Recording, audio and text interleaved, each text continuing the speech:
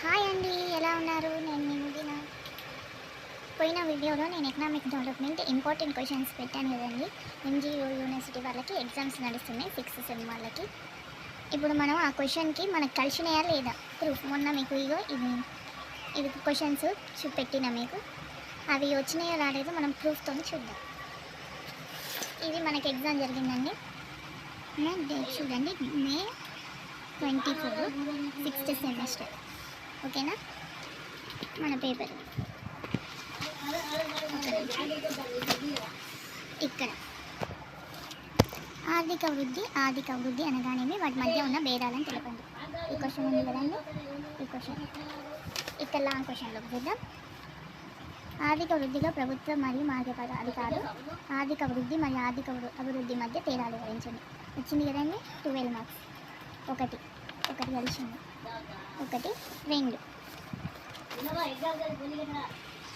ఇక్కడ చూడండి, 10th B question. ఆర్థిక వృద్ధిని నిర్ణయించే కారకాల గురించి చర్చించండి. ఇందులో కదా నేను చెప్పిన క్వశ్చన్ ఉంది, చూద్దాం. సంతులిత అసంతులిత కరోనా స్మూలు విప్పు శంతజాతి అభివృద్ధి చెందిన ఆర్థిక అభివృద్ధిని ప్రభావితం చేసే అంశాలు వివరించండి. వచ్చినాయి కదండి, చూడండి. ఆర్థిక అభివృద్ధి నిర్ణయించే కారకాలన్న అంశాలన్న ఒకటి. 2 క్వశ్చన్స్ కలిసి 3. ఇక్కడ 11th 1 చూద్దాం. షుంపీటర్ వ్యవస్థ సిద్ధాంతం, కరణ్ మార్క్స్ ఆర్థిక వృద్ధి సిద్ధాంతం. ఇక్కడ మన 6th క్వశ్చన్ చూడండి. షుంపీటర్ యొక్క నవకల్పన సిద్ధాంతం 1, కరోన్ మార్క్స్ యొక్క సిద్ధాంతాన్ని వివరించండి. మీరు బ్యాక్ వీడియోలో మళ్ళీ వెళ్ళి చూసుకోవచ్చు, క్లారిఫై చేసుకోవడానికి. మళ్ళీ నేను ఇదే రాసిందా లేదా అని చూడండి, అదే నోట్స్. కరోన్ మార్క్స్ యొక్క సిద్ధాంతం. నెక్స్ట్ ఈ 2 వచ్చినాయి కదా, ఇవి 2 వచ్చినాయి. రాగ్నాల్ నడిసే సంతులిత సంతులిత సిద్ధాంతం అప్పుడు అయితే ఇది చూద్దాం. సంతులిత సిద్ధాంతం నేను చెప్పిన దాంట్లో ఉంది కదా, సంతులిత సిద్ధాంతం. నెక్స్ట్ ప్రపంచ ఆర్థిక పునర్నిర్మాణ బ్యాంక్ గురించి భారతదేశ విదేశీ పెట్టుబడి. ప్రపంచ పునర్నిర్మాణ బ్యాంక్ ఇక్కడ చూడండి, ప్రపంచ బ్యాంకు విధులు. పునర్నిర్మాణ బ్యాంక్ అన్న ఒకటి, IBRD international bank of development, IBRD. ఈ క్వశ్చన్ వచ్చింది కదండి, ఇది కదా వచ్చేసింది. అంటే మనకు ఆ చాయిస్లు వదిలేసినాక కూడా ఆల్ లాంగ్ క్వశ్చన్స్ కలిసినాయి. ఆల్ లాంగ్ క్వశ్చన్స్ అంటే ఎన్ని మార్క్స్? 60కి 60 వచ్చినట్టే. మనం చెప్పిన క్వశ్చన్స్ చదివిన వాళ్ళకైతే 60కి 60 వచ్చినట్టే. ఇప్పుడు మనం షార్ట్ ఆన్సర్స్ చూస్తున్నాం. షార్ట్ ఆన్సర్స్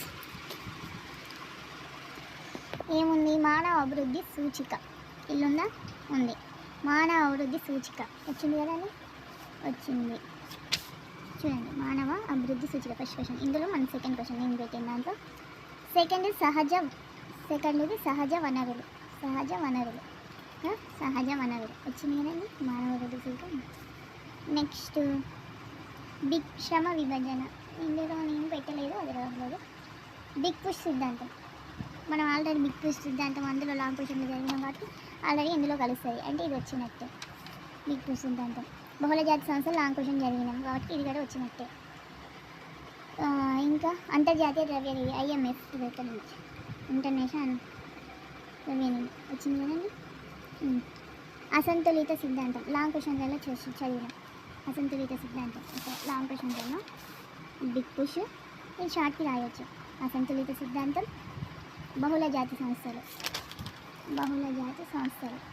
ఇవన్నీ మనకు అన్నీ కలిసిపోయినాయి ఆల్మోస్ట్. ఇందులో 5కి 7 కలిసినాయి, ఇందులో 7 కలిసినాయి, ఇందులో 12కి 12, ఇలా 20కి 20, 8కి 8.